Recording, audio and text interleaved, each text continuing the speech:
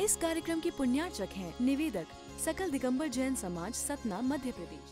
परं ब्रह्म वाचकं परमेष्ठिनः सिद्धचक्रस्य सद्बीजं सर्वतः प्रणमाम्यहम्।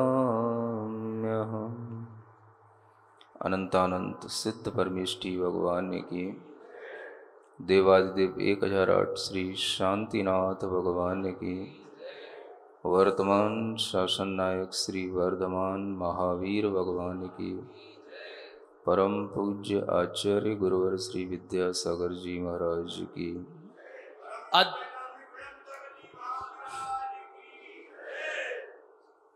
समझ आ रहा है?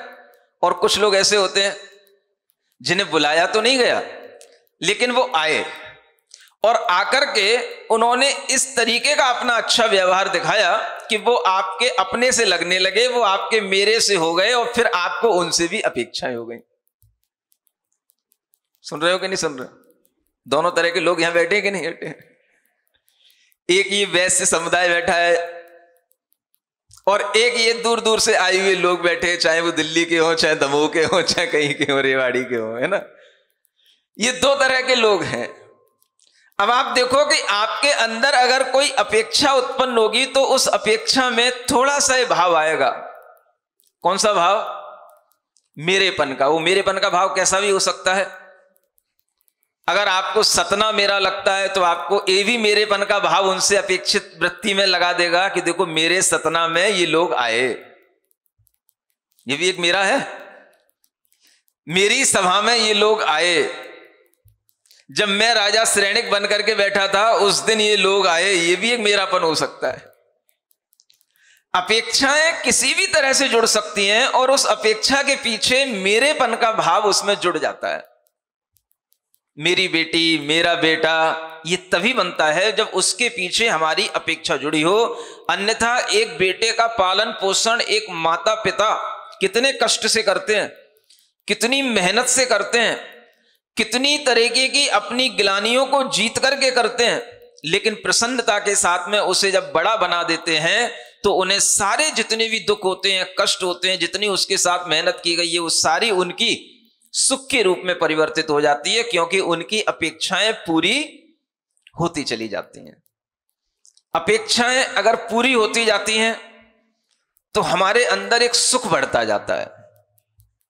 बेटा, मान लो, अब हम उस अस्वस्थ बेटे की बात नहीं करते, अब हम स्वस्थ बेटे की बात करते हैं जो नॉर्मल आपके घरों में उत्पन्न होते हैं। बेटा बड़ा हुआ, मानसिक रूप से भी बड़ा हो रहा है, शारीरिक रूप से भी बड़ा हो रहा है, और बड़ा होकर के वह बेटा जैसा आप चाह रहे हो वैसा बुद्धिमान बन रहा है, पढ़ रहा है, आगे बढ़ रहा है, सब कर रहा है। आपकी अपेक्षाएं बढ़ रही हैं कि घट रही हैं? बढ़ रही हैं। अगर वो बढ़ रहा है तो आपकी अपेक्षाएं भी बढ़ रही हैं। मेरापन तो वही है कि ये मेरा बेटा है, लेकिन उस मेरेपन के साथ में जैसे जैसे वो बच्चा बढ़ रहा है आपकी अपेक्षाएं भी बढ़ती चली जा रही हैं। और अचानक से जिस दिन आप देखते हो मेरा बेटा 9th क्लास में टॉप कर लिया, मेरा बेटा 10th क्लास में मेरिट लिस्ट में आ गया, तो आपकी अपेक्षाएं अब वो मेरे बेटे से सामान्य नहीं रही, अब क्या हो गई? और बढ़ गई। बढ़ कौन रहा था? बेटा बढ़ रहा था। हर बच्चे को 9th 10th 11th 12th के दौर से गुजरना है।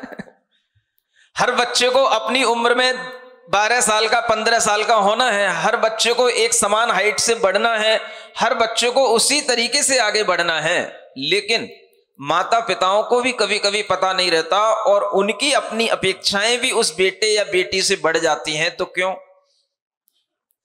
उस बेटे के अंदर कुछ अलग गुणों को देख करके अपेक्षाएं भी बढ़ जाती हैं। कई लोग होते हैं, आजकल बड़े बड़े ओलंपियाड खेल चलते हैं और उसमें बच्चा जब खेलने लग जाता है, आगे बढ़ने लग जाता है, तो पहले अपने सिटी लेवल पर खेलता है, फिर बाद में जो है थोड़ा सा और बढ़ करके डिस्ट्रिक्ट लेवल पर पहुंच जाता है, फिर माता पिता की अपेक्षाएं बढ़ जाती हैं, अभी डिस्ट्रिक्ट लेवल पर पहुंच गया, अब ये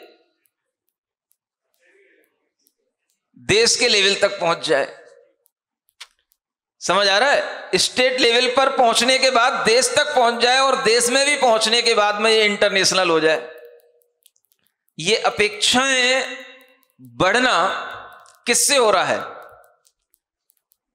वो अपनी गति से बढ़ रहा है, वो अपनी योग्यता से बढ़ रहा है, लेकिन हम उससे अपनी अपेक्षाएं जोड़ करके हम अपने अंदर उन अपेक्षाओं को बढ़ा रहे हैं। ये हम सही कर रहे हैं या गलत कर रहे हैं? यहां पर थोड़ा सा मैं क्वेश्चन मार्क लगाता हूं, नहीं समझ में आया?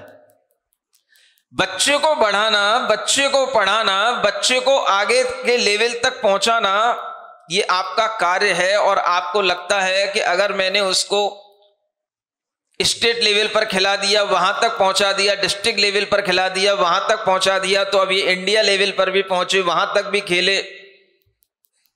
वो खेल रहा है कि आप खेल रहे हो?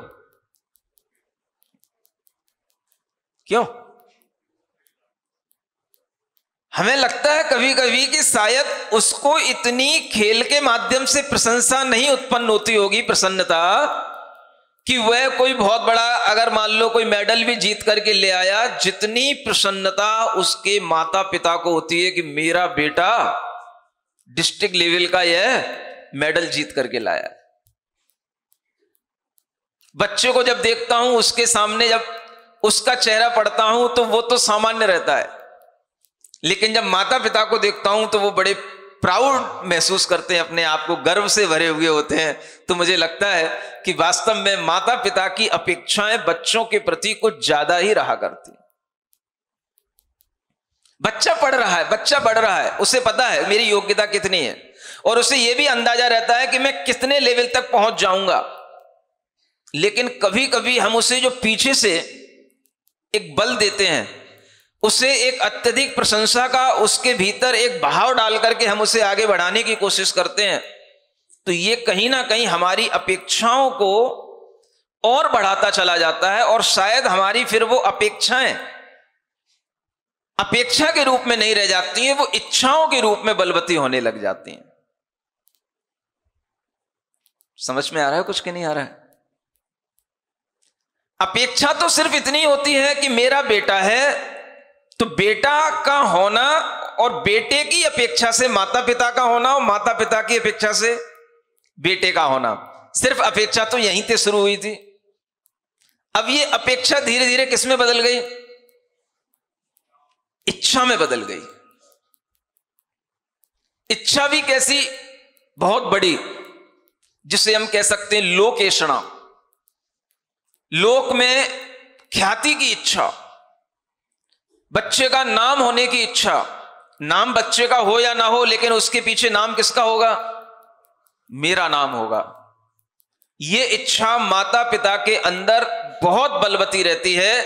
माता पिता एक छोटे से शिशु को जन्म देते हैं, जब उन्हें पता नहीं होता है कि मेरी इच्छाएं इसके साथ कितनी जुड़ी हुई हैं, लेकिन जैसे जैसे वो शिशु बड़ा होता चला जाता है, माता पिता की इच्छाएं भी बढ़ती चली जाती हैं और अपेक्षाएं भी बढ़ती चली जाती हैं।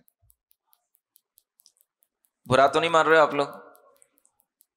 कभी कभी सत्य सामने आ जाता है तो थोड़ा सा, है ना, ऐसा लगता है कि महाराज हमारे लिए कह रहे हैं, महाराज हमारे लिए कह रहे हैं, सबके लिए कह रहे हैं। माता पिता तो सभी हैं, और सभी जो यहां बैठे हैं वो माता पिता नहीं भी होंगे तो पुत्र तो सभी हैं क्योंकि जो भी यहां बैठे हैं पुत्र हैं, तो पुत्र के लिए भी माता पिता होते हैं और माता पिता के लिए भी पुत्र होते हैं। अपेक्षाएं हर किसी की एक दूसरे से हुआ करती हैं, लेकिन अपेक्षाओं के बीच में जब इच्छा ज्यादा बढ़ जाती है तो कभी कभी उससे नुकसान भी हो जाता है, कभी कभी हो जाता है। कुछ दिनों पहले हमने एक खबर पढ़ी, आप लोग तो पढ़ते ही रहते हो, कभी कभी हमारे कान में भी कोई खबर आ जाती है। पिता इंजीनियर हैं, माता डॉक्टर है, और बेटे ने बड़े होने के बाद में सुसाइड कर ली। समझ आ रहा है? उसकी तहकीकात की गई, साल भर के बाद में उसका जो एक परिणाम सामने आया, उसके पीछे की जो भावना समझ में आई वो सिर्फ इतनी थी, और माता पिता को बाद में 1 साल बाद ये बात रियलाइज हुई खुद उनको कि मेरा स्टेटस जो सिंबल था वो इस बच्चे को अपनी जिंदगी खोने को मजबूर कर गया। मेरा जो स्टेटस था वो क्या था? पिता इंजीनियर है, मां डॉक्टर है, तो आप समझ सकते हो बेटे को क्या होना चाहिए। कम से कम तो एक इंजीनियर तो होना ही चाहिए। मां की अपेक्षा रखी जाए तो बेटा और अच्छे भी बड़ा हमसे डॉक्टर होना चाहिए। और अगर बेटे के अंदर यह भाव आ रहा है कि ना मैं इंजीनियर बन सकता हूं ना मैं डॉक्टर बन सकता हूं, और माता पिता का प्रेशर उसके ऊपर आ रहा है, तो यह अपेक्षा कहीं ना कहीं बेटे के लिए भी दुख का कारण बनते बनते उसकी जिंदगी को समाप्त करने का भी कारण बन जाती है। ये मैं काल्पनिक कहानियां नहीं बता रहा हूं आपको, आप लोग भी न्यूज पढ़ते हैं, देखते हैं। कुछ दिनों पहले एक ऐसी न्यूज आई थी, और वह न्यूज उसी दिल्ली एनसीआर की तरफ की थी, जहां पर लोग जो है इस तरह से अपने बच्चों को आगे बढ़ा रहे हैं, पढ़ा रहे हैं। बड़ी बड़ी छोटी सी भी अगर स्कूलों में पढ़ करके बच्चे बड़ी स्कूलों में पढ़ करके थोड़ा सा भी बड़े होने की भावना रखते हैं, तो उन्हें एकदम से उन जगहों पर पहुंचा दिया जाता है जहां पर कंपटीशन जरूरत से ज्यादा होता है। कोटा एक ऐसा हब है, एजुकेशन हब, एलन इंस्टीट्यूट, जिसमें मैं खुद गया। उस इंस्टीट्यूट के अंदर भी बच्चों को हमने एक दिन जाकर के वहां पर उनके लिए मोटिवेशन दिया, उनको अरहम योग कराया। लेकिन एक दिन के मोटिवेशन से और अरहम योग से क्या होगा? रोजाना का काम है। हजारों नहीं लाखों की तादाद में बच्चे वहां एक साथ, सिर्फ बच्चे ही बच्चे दिखते हैं और कुछ नहीं। और उस भीड़ में अगर कोई बच्चा थोड़ा सा भी अपने को कम कर पाता है तो वो भीड़ ही उसके लिए डिप्रेशन का कारण बन जाती है। ये मैंने वहां रह करके रियलाइज किया।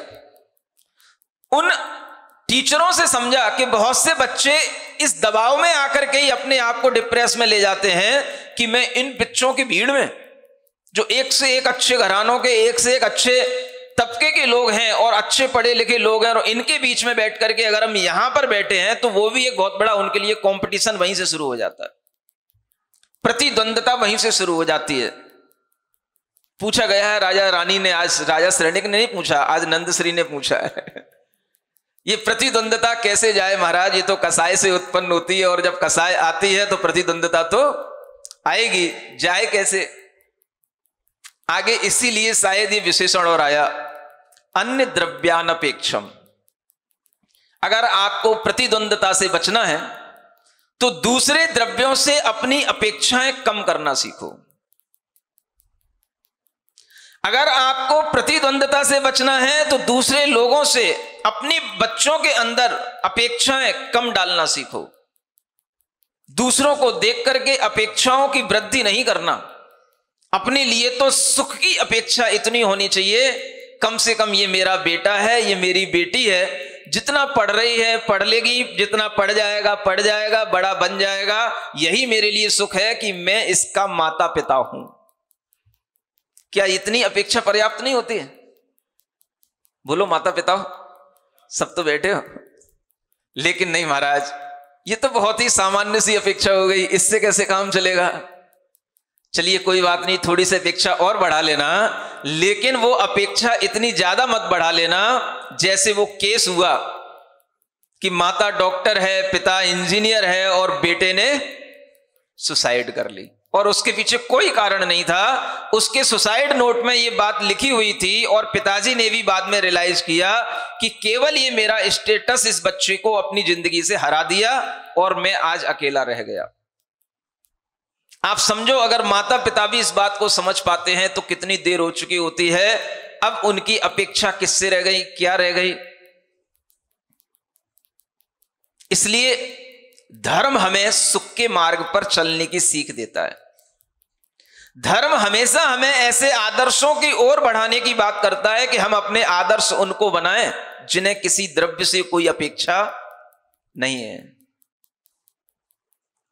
सिद्ध भगवान सारे द्रव्यों को एक साथ देखते हैं, जानते हैं, सबका परिणमन उनके ज्ञान में आता है, लेकिन उन्हें किसी भी द्रव्य से कोई अपेक्षा नहीं है।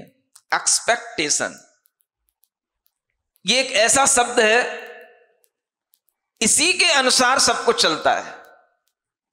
हमारा दुख सुख हमारा नहीं होता है, जिससे हम जो एक्सपेक्ट करते हैं वो वैसा नहीं होता है, तो वो दुख सुख हमारा वैसा बन जाता है। आप विचार करो, अगर आपने अपने बच्चे के लिए ये सोचा है कि अगर ये 10th का बोर्ड का एग्जाम दे रहा है तो इसके 90% आने चाहिए, अगर आपने उससे ये एक्सपेक्टेशन लगा रखी है और अगर वो भूल से 80% रह गई या 90 में भी 89% भी रह गई, तो भी आपके लिए कहीं ना कहीं कचोटती रह जाएगी। वो दुख कुछ और नहीं है, वो क्या है, सिर्फ एक एक्सपेक्टेशन का लेवल जो हम अपने दिमाग में पहले से सेट कर लेते हैं। और वहीं पर अगर हमने कोई एक्सपेक्टेशन नहीं रखी, बेटा तू सिर्फ पढ़, अच्छा पढ़, तेरा मन में जितना आए उतना अच्छा खेल, अच्छा पढ़, जो तुझे अच्छी किताबें चाहिए, अच्छी ट्यूशन चाहिए, अच्छी स्कूल चाहिए, सब तेरे लिए अवेलेबल है, पढ़, तू कर, आगे बढ़। और अचानक से पता पड़ा उसके 89% आ गए, बताओ आपकी खुशी का कुछ ठिकाना रहेगा? ये सुख और दुख जो हमारे अंदर आते हैं, ये सिर्फ अपेक्षाओं के कारण से हैं। और जो सिद्ध परमात्मा बन गए, उन्होंने सब द्रव्यों से अपनी अपेक्षा हटा दी, उन्हें किसी द्रव्य से कोई अपेक्षा नहीं। ऐसे परमात्मा के अंदर का सुख कितना बड़ा चढ़ा होगा, जिन्हें किसी द्रव्य से कोई अपेक्षा नहीं है। क्या इतना प्रवचन सुनने के बाद में हम ये फॉर्मूला बना सकते हैं? मोर एक्सपेक्टेशन इज प्रोपोर्शनल टू मोर सोरो। क्या समझ में आया? फॉर्मूले गणित के ऐसे ही बनते हैं। जितनी अपेक्षाएं उतना ही दुख। और अगर हम इसी फॉर्मूले को और ज्यादा डिराइव करें, नो एक्सपेक्टेशन नो सोरो, जहां कोई अपेक्षा नहीं है वहां कोई दुख नहीं है। ऐसा व्यक्ति कौन होते हैं?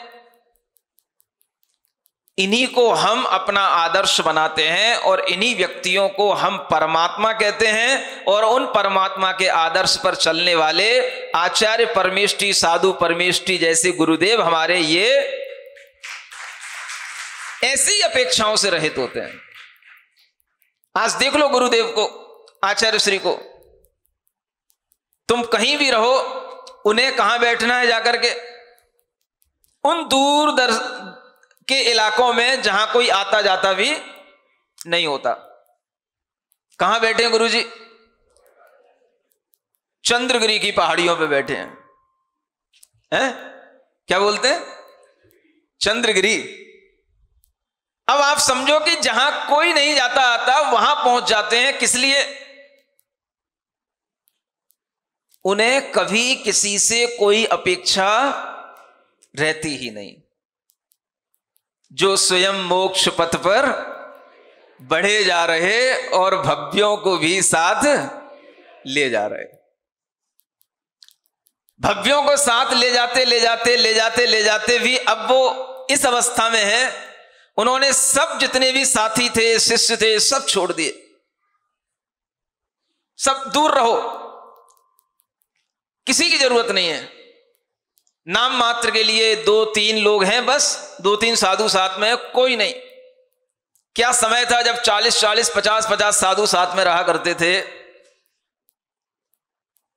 ऐसा भी समय देखा जब 48-48, 50-50 साधु साथ में रहे और समाधि हुई एक एक मुनि महाराज की। अभी कुंडलपुर में देखो तो साधुओं की संख्या क्या थी, 200-200 साधु है ना, 200-200 आर्यकाएं। इतनी संख्या होने के बावजूद भी आचार्य श्री अपना चुपचाप से अकेले चले जाते हैं, कोई अपेक्षा नहीं। ये कहां से सीखते हैं? ये इन्हीं विशेषणों से सीखते हैं।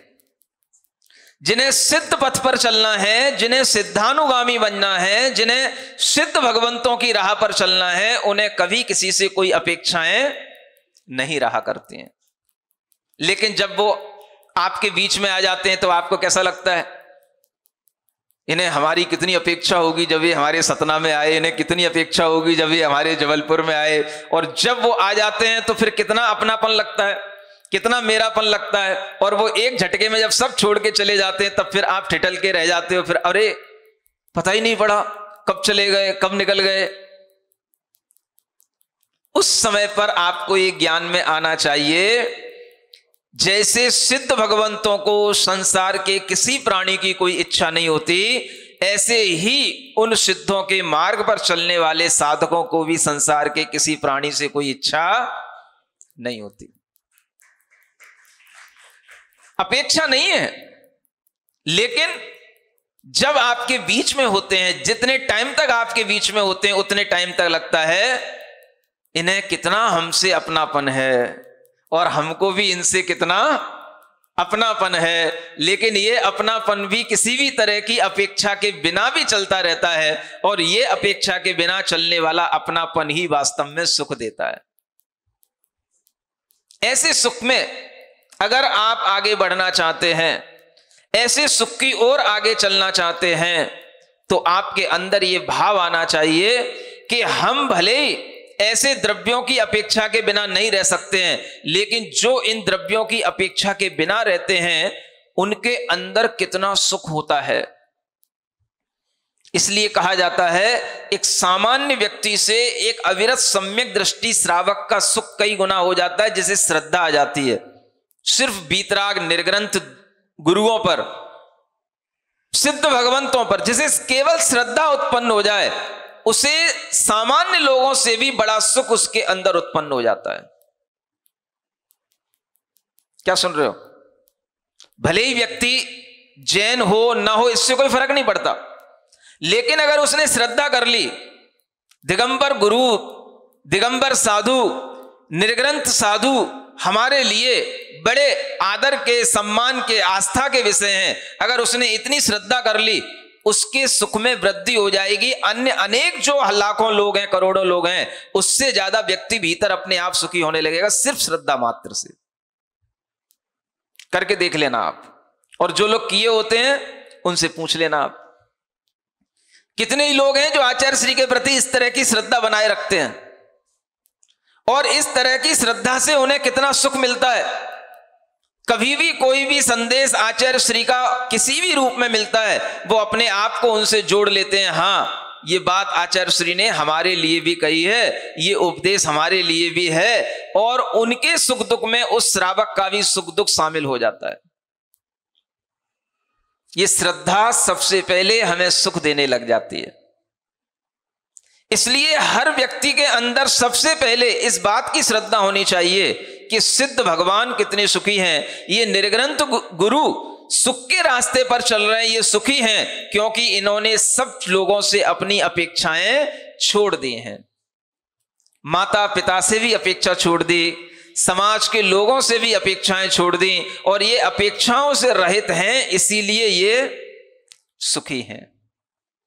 हम भी अगर प्रतिद्वंदता से ऊपर उठना चाहते हैं तो हमारे अंदर अपेक्षाओं की कमी होना जरूरी है।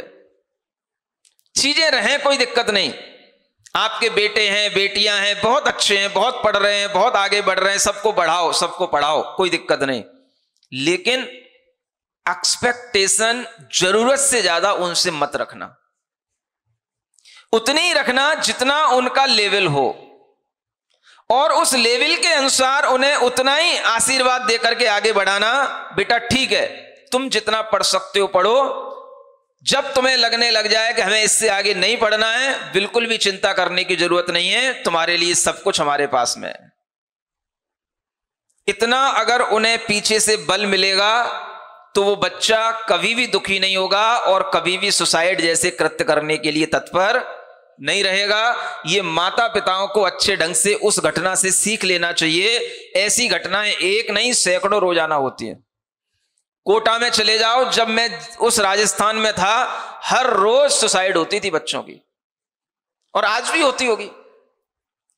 ये दुनिया का इतना बड़ा एक मेला बन चुका है कि इसके बीच में थोड़ी सी भी कम हिम्मत वाला होगा तो पिस जाएगा।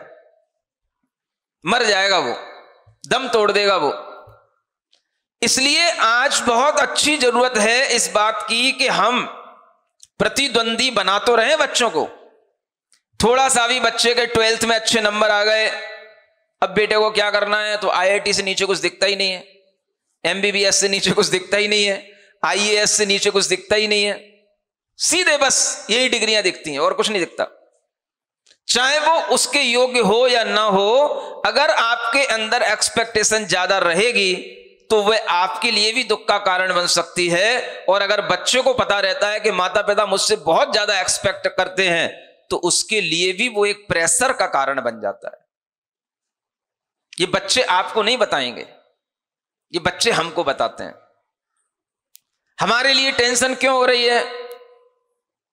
3 साल हो गए, IAS का एग्जाम दे रहे थे, UPSC का एग्जाम दे रहे थे, एक बार प्री पास हो गए, एक बार मेंस पास हो गया, इंटरव्यू रह गया, दूसरी बार में मेंस पास हुआ, तीसरी बार में तो प्री भी नहीं हुआ। महाराज अब ये क्या हो गया, ये तो डाउनवर्ड हो गया सब कुछ। क्या करोगे आप? देखो, उन बच्चों के लिए ढाढ़स देने का काम, उन बच्चों को मार्ग पर लगाए रखने का काम, इस तरह के कंपटीशन में जाने के बावजूद भी अपेक्षा से रहित होने का भाव अगर आपके माध्यम से दिया जाएगा तो वे बच्चे सुखपूर्वक आगे का जीवन जी सकेंगे। समझ में आ रहा है? यहां पर जो ये दिल्ली के लोग बैठे हैं, ये योगेश भाई, समझ आ रहा है, ये उनकी धर्मपत्नी, ये लोगों ने अपने घर में कई IAS UPSC के एग्जाम देने वाले लोग जो आपके यहां से जाते थे, उनको अपने घर में रह करके वहां पर सुविधा दे करके पढ़ाया है, और कई IAS वहां से बना करके उन्होंने निकाले हैं।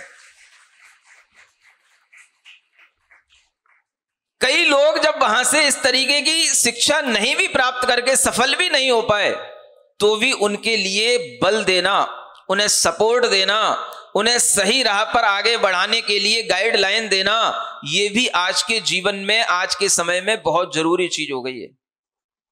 और ऐसी व्यवस्थाएं जहां रहेंगी, वहां के लोग हमेशा अपने अंदर यह महसूस करेंगे कि हमने, चलो किसी के लिए कुछ किया हो ना किया हो, लेकिन हमने कुछ बच्चों के लिए अगर हमने आगे बढ़ाया है, उन्हें आगे पढ़ाया है, और किसी भी तरीके से हमने उनका सहयोग किया है, तो ये भी एक बहुत बड़ा सुख का कारण होता है जब हम किसी की इस तरह से बिना अपेक्षा के भी मदद करते हैं।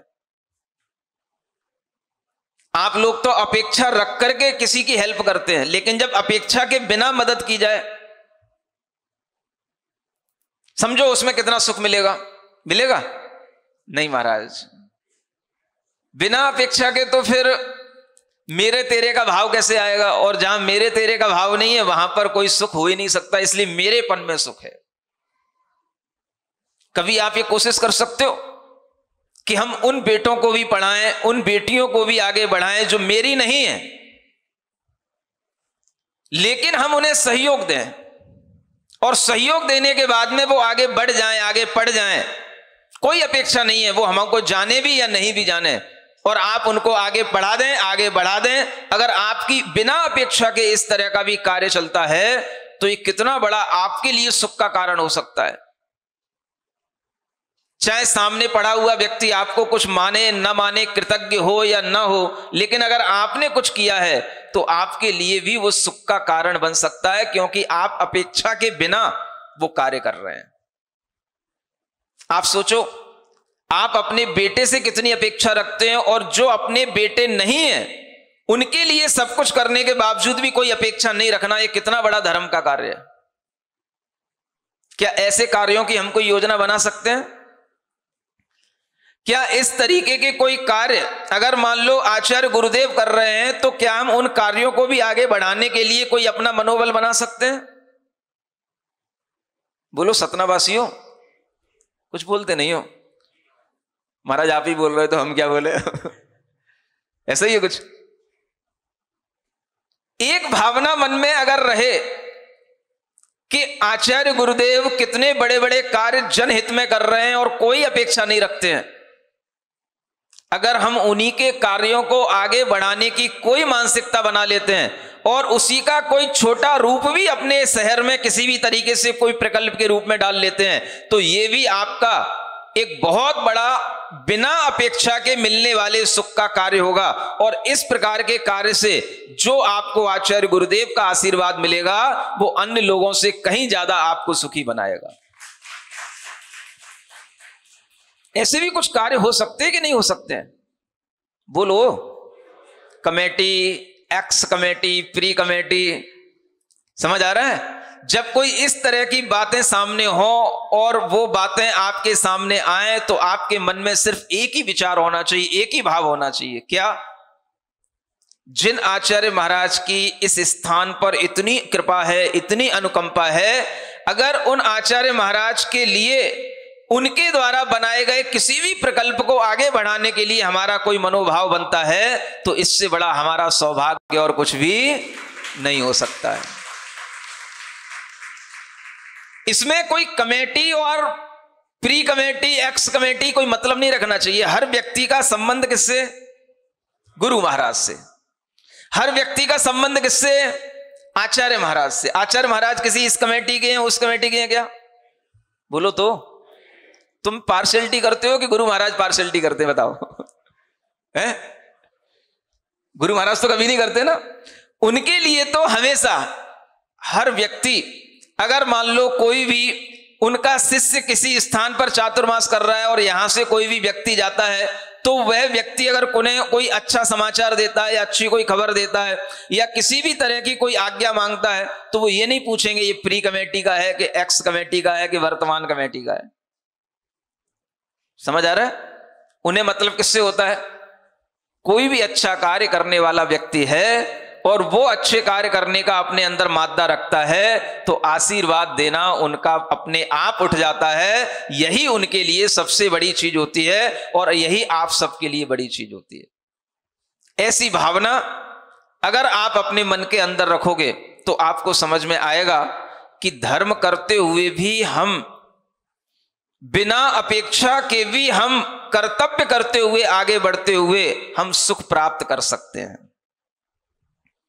क्योंकि जो सुख के रास्ते हमें हमारे प्रभु ने, गुरु ने बताए हैं, हम केवल उन रास्तों पर चलते भी हैं तो भी हमें अपने आप सुख की प्राप्ति होने लग जाती है। इसलिए यहां कहा जा रहा है कि भगवान सिद्धों का जो सुख है वो किसी भी द्रव्य की कभी कोई अपेक्षा नहीं रखता है और बिना अपेक्षा के उनके अंदर सुख क्यों है?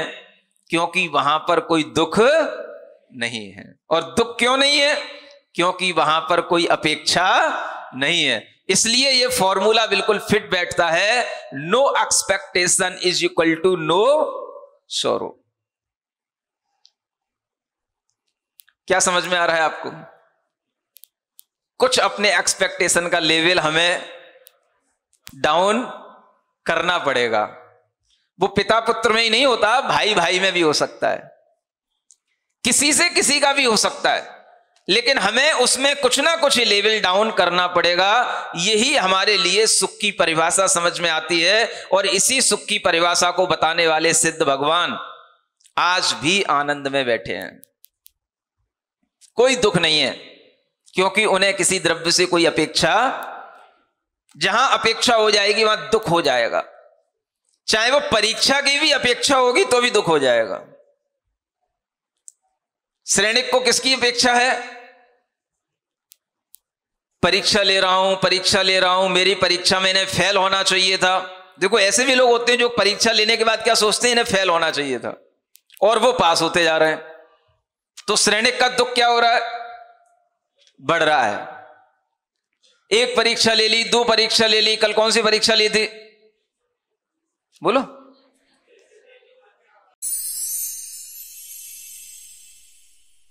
सिरिजिणवाणी जग कल्याणी जग जन मदतम मोहरी जनमण हारी गढ़हर हारी जम जरा भव रोग हरि तिथ्य राणम दिव्य झुणिम जो पढ़ई सुणई मैये धारई णाणं सौखमणन्तं धैर्य सासदमोक्षपदं पावै सासदमोक्षपदं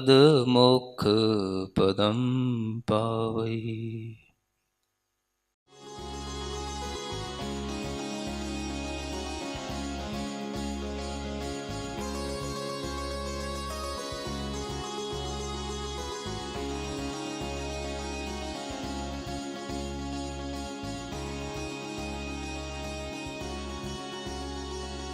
इस कार्यक्रम के पुण्यार्चक थे निवेदक सकल दिगंबर जैन समाज, सतना, मध्य प्रदेश।